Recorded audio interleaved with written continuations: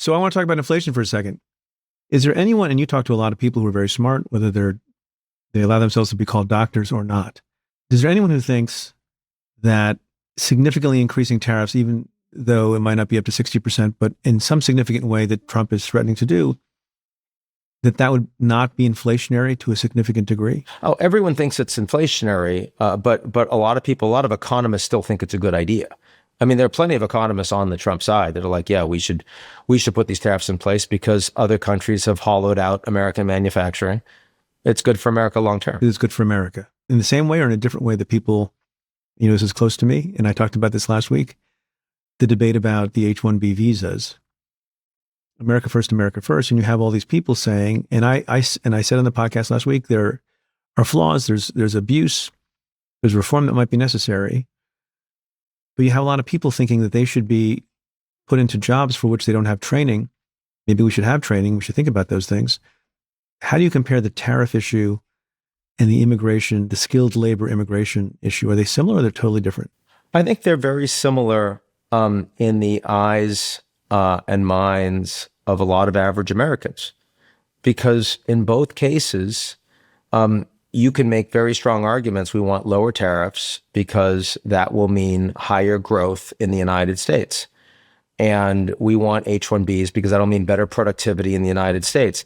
But if you're not benefiting from that, if there's massive inequality in the U.S., if the economy is increasingly stratified, so the only way you can get ahead is if your parents are doing well and they're well networked, then why am I going to vote for that? That's why Americans don't support free trade right now, and that's why a lot of Americans don't support H-1Bs. They're like, we will let you have H-1Bs when you take care of us. If you don't take care of us, we do not believe the fact that you as a corporation are going to do better. That means your shareholders will do better, but you will not do well for us.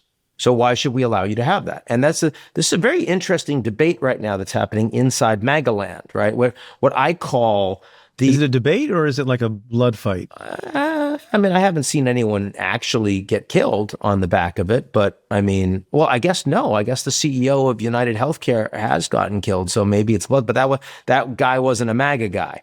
But the fight it's the same basic fight, right? Which is that you have all of these people that are in MAGA, and you've got the dark MAGA, Elon, right, who is, very much wanting small government that will allow him to grow as strongly as possible. And then you've got deep MAGA that believes that these nefarious billionaires with the deep state have taken advantage and taken all the power, and they actually want a large accountable government that takes care of them. And that's a very, very significant rift. I certainly expect dark MAGA will win because, he's more powerful and the average leaders are more venal and the American system is pay for play. But Trump has sensibilities that he needs to feed these people. And there are a lot of things that he could do that I think would make deep MAGA happier. And it's not just about destroying DEI. It's not just bread and circuses because of transgender athletes. That'll only get him so far. I think he needs to produce for poorer and working class Americans. And by the way, so you want to get rid of a whole bunch of illegals? No problem with that. But you better focus on the corporations that are hiring them, right? Do E-Verify. By the way, that is a policy that Democrats have supported. I was just about to say that. That's a policy that they should get Democrats on board for. And I bet that Senator... Yeah. When I worked in the Senate, Senator Schumer was very in favor of E-Verify. And Fetterman would support that, right? Like you would get people... Yeah. Your fashion doppelganger. Absolutely. He's 6'6", and he wears a hoodie. Like he wears... Yeah, but does he put a blazer on top of it? I don't think he owns a blazer. Does he own a blazer? Yeah, I don't know. I don't know. I've not been in his closet in quite some time. I'm really happy to hear that because Preet, that's big and tall closet right there. What's sort of interesting, is that and this is not a good political argument to make from the hustings. Yeah, where I've never been. I have not either. Recently or in the past, but Elon Musk was an H-1B visa, correct? I thought he had a different visa when he came over. I didn't think he was an H-1B.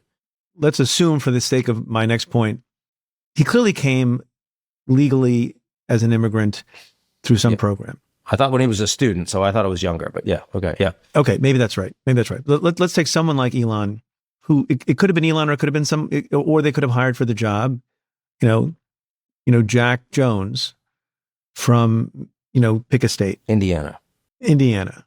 Why not? And this is a totally unfair example, but just, I haven't heard anybody talking about it in this way. Yeah. So in that one instance, Jack Jones, I think is his name, loses out on that job, and that kind of sucks for Jack Jones in that moment. But then Elon comes and he builds like 80 companies and hires thousands and thousands and thousands of Jack Jones's, acquaintances, friends, neighbors, and others in Indiana and elsewhere. Isn't that a net positive for people who have gripes like Jack Jones, or is that just politically naive? I think it would be a net positive if those people were actually getting trained and hired. But when you see large numbers of white men in the United States who are committing suicide and with massive drug dependencies and whose life expectancy is actually deteriorating over the past 20 years compared to like every other advanced industrial democracy in the world, you have to ask yourself, clearly, Elon coming over has not worked for those people. So what is it? Is that just a failure of economic policy? Is it a broader failure of social policy? Is there something fundamentally wrong with American society? What is it? Is it algorithmic? I mean, this is not, I don't think this is something you can place on just one factor. But what I am saying is I completely get why lots of Americans believe that the answer for their problems will not be solved by more globalism. Absolutely not. More H-1Bs, no, not going to help them. Didn't help them in the last 40 years, so why would it help them in the next 5? I get that. And furthermore, I worry that if you don't resolve that in the political system, more people will choose to resolve that outside of the political system. People will say, these governments will never take care of me, so the only way I can succeed is by bringing down the government or by assassinating someone. Right? I mean, Trump was this close to being assassinated, and nobody lionized that guy because he was an idiot twerp. But I mean, Luigi Mangione, right, kills a CEO blocks from where you and I are sitting right now. And I mean, a whole bunch of people, including, even a lot of Democrats in power, were saying, well, I kind of understand why he did that. No, I don't accept that. But you will get more people saying that. And that's the equivalent of like understanding why Hamas blew up a bunch of Jews on October 7th. No, I don't understand that. But more people will do that when you don't resolve the problem.